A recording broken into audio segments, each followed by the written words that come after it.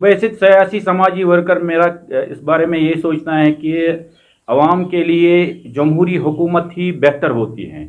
जिस तरीके से यहाँ पर अब पिछले 3 साढ़े 3 साल से यहाँ पर गवर्नर रूल है, तो लोग बहुत ज़्यादा मुश्किलात से दो चार हो रहे हैं। आपको करंट सिचुएशन का पता होगा, जो हमारे ये ओल्ड एज पेंशन जो लेते थे, उनको कितनी मुश्किलात का सामना करना पड़ रहा है। उनको जिस तरीके से अब कहा जा रहा है कि आप डोमिसाइल लाइए, आप दूसरी जो उनको सीएमओ से ये हेल्थ सर्टिफिकेट लाने के लिए कहा जा रहा है, या दूसरी फॉर्मेलिटीज़ हर जगह। कश्मीर में हमारे जो ये बुज़ुर्ग हैं, जिनको ये ओल्ड एज पेंशन इज्जत से मिलता था, आज ये दरबदर हो रहे हैं, दफ्तर घूम रहे हैं। तो इस सिलसिले में मैं यहाँ के डिस्ट्रिक्ट बांडीपोरा के डीसी साहब से भी गुजारिश करना चाहूँगा कि इनको राहत दी जाए, कम से कम ब्लॉक लेवल पर या डीडीसी कॉन्स्टिट्यूंसी लेवल पर इनके लिए ये कैंप्स किए जाए, ताकि इनको एक ही जगह ये सारी सहूलियात या जो भी फॉर्मेलिटीज़ अगर ज़रूरी भी हैं, तो इस सिलसिले में इन सीनियर सिटीजन जो हमारे हैं, इनकी बुजुर्गी का एहतराम करना हम सब की जिम्मेदारी है, और इनको सहूलियत देना हमारी भी जिम्मेदारी है। और हम अपनी तरफ से एलजी एडमिनिस्ट्रेशन खासतौर पर डिस्ट्रिक्ट बांडीपोरा से उम्मीद तवक्का करते हैं कि उनको जल्द जल्द 2-3 दिनों में इनकी मुश्किलात का अजाला किया जाएगा। और इसी तरीके से बहुत सारी मुश्किलात है।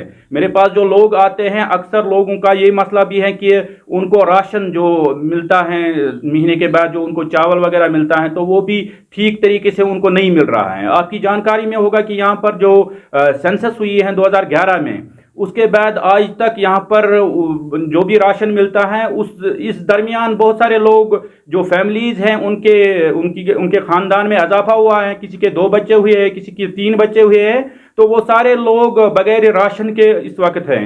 तो इस तरीके की बहुत सारी मुश्किलात हैं। अगर आप दूसरी जो सहूलियतें हैं, जैसे अभी सर्दियों का मौसम आ रहा है, तो यहाँ पर बिजली जो है वो 24 घंटे रहनी चाहिए, और यहाँ के लोगों को बिजली एक लाजिम मलजूम सहूलियत का ज़रिया है। तो इस सिलसिले में भी बहुत सारी सहूलियतें जो आवाम को मैसर होनी चाहिए, मेरे ख्याल से एक उकताहट का, एक थकावट का शिकार हो रहे हैं हमारे जो ये सरकारी अफसर हैं, सरकारी मुलाजिम हैं।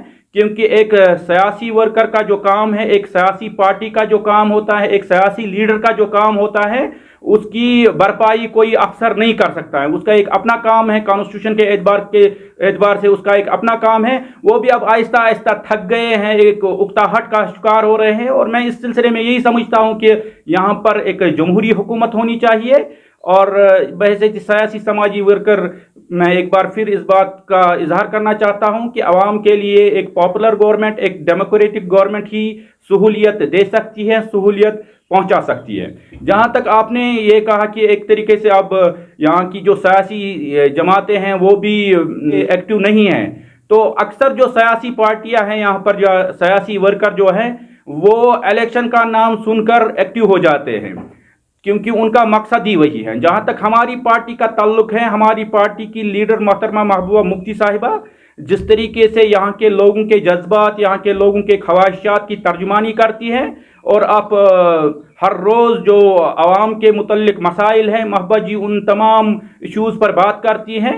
और बहैसियत People's Democratic Party grass root level worker, हम भी हमारी पार्टी का जो एजेंडा है, और जिस तरीके से लोगों के सियासी जो भी मामलात हैं, समाजी मामलात हैं, उनका अजाला करने की अगर वो क्षमता है, ताकत है किसी पार्टी में, मैं समझता हूँ वो हमारी पार्टी है। और हमारी पार्टी दिन ब दिन इसमें इजाफा हो रहा है, अच्छे अच्छे लोग पार्टी ज्वाइन कर रहे हैं। कल आपने देखा होगा कि एक सुप्रीम कोर्ट के लॉयर ने हमारी पार्टी का दामन थाम लिया। कुछ दिन पहले ट्रेड यूनियन लीडर बारामूला से जो एक बड़ी शख्सियत थे, उन्होंने पीपल्स डेमोक्रेटिक पार्टी ज्वाइन की। बांडीपोरा में भी हाल ही में हमारे एक बहुत ही काबिल नहायत ही मुअज़्ज़ज़ जो वकालत के पेशे से मंसूब है, उन्होंने पीपल्स डेमोक्रेटिक पार्टी ज्वाइन की।